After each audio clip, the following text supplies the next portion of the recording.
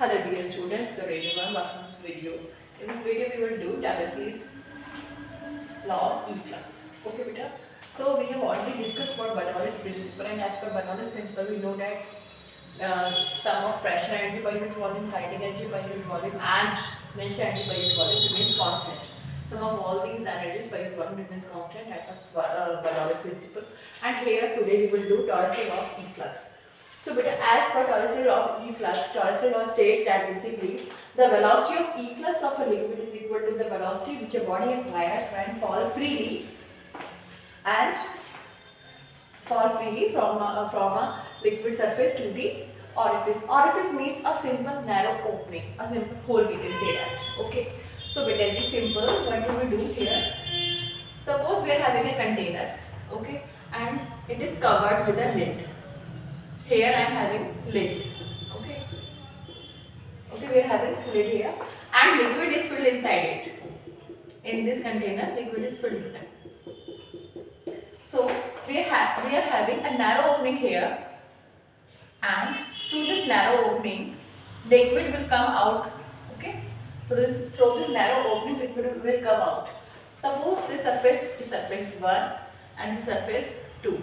But we are all aware that in the top of this we are having this free surface. No? We are having this free surface 2 we are having. Now here the area, or suppose we are just considering the distance. The distance of this orifice from the bottom is y1. Distance of the top from the bottom is y2. And here this height, that means y2 minus y1 is equal to h. That means this thing. Here this one. This is my h. H means the height of the top surface. Okay, distance from the top surface to this orifice. Orifice means beta G, narrow opening. Okay, this narrow opening here. Okay, now here area is A1. The liquid rushes out with velocity V1. Here this area, that means from the top we will see that this area becomes look like this. Okay, this area is, the topmost area is A2 here. So beta G area is A2. Okay, and the velocity is V2. Here the velocity is V1, A1, V1. Cross-sectional area A1, velocity V1. Cross-sectional area A2, velocity V2 we are having. Okay, now beta, as per Torricelli law of efflux, it states that simply velocity of efflux of a liquid. Efflux means outflow of a liquid. The word efflux is, here we are having efflux. Efflux means outflow of a liquid or outflow of a fluid. That means when the liquid rushes out from a hole. Okay. So here we are going to find out the velocity of this liquid which is coming out from this hole basically, and we will say that the velocity of this, the speed of this efflux, the speed of the liquid which is coming out from here, that V is equal to under root 2gh. We all are aware that here this speed or this velocity is basically final velocity attained by a freely falling body. Beta, we have already discussed that V square is equal to U square plus 2a as per third equation of motion. As the body is falling freely from the top, from a particular height, so we will say that U is equal to 0. U is equal to 0 and A is equal to how much? A is equal to G. Acceleration is equal to acceleration due to gravity. So in this case, we will say that V square is equal to 0 square plus 2G, and this S is h height. So we will say V is equal to under root 2gh. This is the height, h is the height, G is the acceleration due to gravity, and beta V is equal basically the speed, final velocity attained by a freely falling body. Okay, so we will prove that the velocity of this liquid which is coming out from this hole is equal to under root 2gh. Okay, we will prove this law here. Now beta, what will we do? Simply using Bernoulli's principle, and before that we will use what? We will use equation of quantity here. So beta G, using equation of quantity, we know that A1 V1 is equal to A2 V2. Okay, A1 V1 is equal to A2 V2. That means the product of cross-sectional area and the velocity at this surface 1 is equal to product of cross-sectional area and velocity at surface 2. Fine. So beta A1 V1 is equal to A2 V2.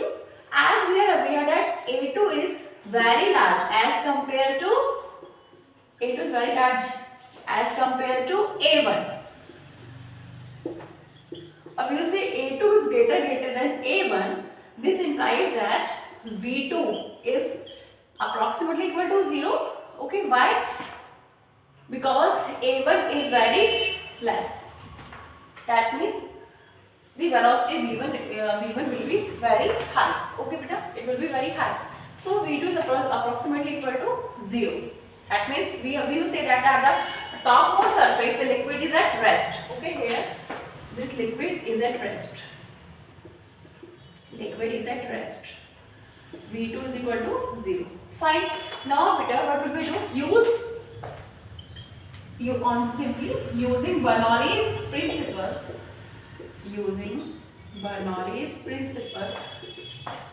And again I am telling you, Bernoulli's principle states that the sum of potential energy per unit volume, kinetic energy per unit volume and pressure energy per unit volume remains constant. Sum of all these three energy remains constant. Okay. So as per Bernoulli's principle, we are having the equation that P plus half rho V square plus rho G H is constant. Okay. That means we will say P1 plus half rho V1 square plus rho G. But here height is Y1. P2 plus half rho V2 square plus rho G Y2. Okay, because here for the second surface height is this Y2. It's mentioned here the height is this Y2, and for first surface height is Y1. Here the pressure as the liquid coming out, pressure P1 is equal to beta what? It is atmospheric pressure. And here because the lid is open, there is somehow pressure P2 is there. Okay, so just use all these values here in this expression and we will get the result. But P1 is PA because it is equal to atmospheric pressure. The liquid come out, only atmospheric pressure will act on it. So PA plus half rho V1 square plus rho G Y1 is equal to P2 plus rho G Y2. Why?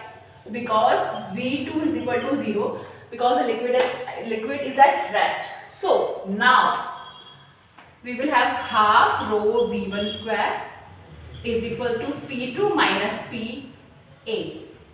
This will come, this PA will go there and it becomes P2 minus PA plus rho G Y2 and this will go here, so it will minus rho G Y1. Now we will take rho G as common and it will look like this. Half rho V1 square is equal to P2 minus PA plus rho G Y2 minus Y1.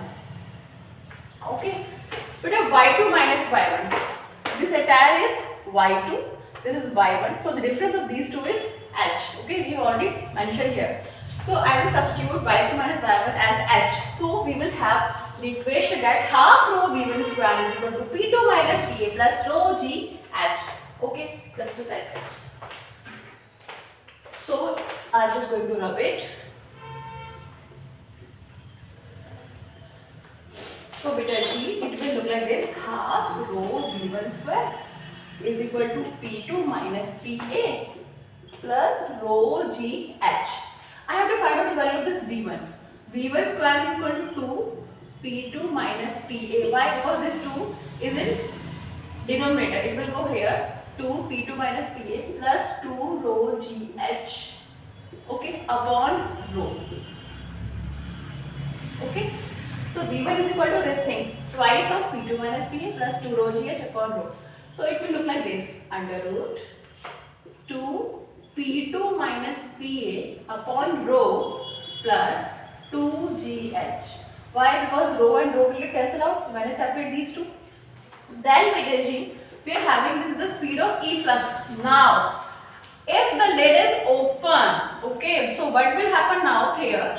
As this lid is open, in that case we will say, if lid is open, that means P2 is also equal to PA. In that case, only atmospheric pressure will act here. So we will say that V1 is equal to under root 2 PA minus PA upon rho plus 2GH.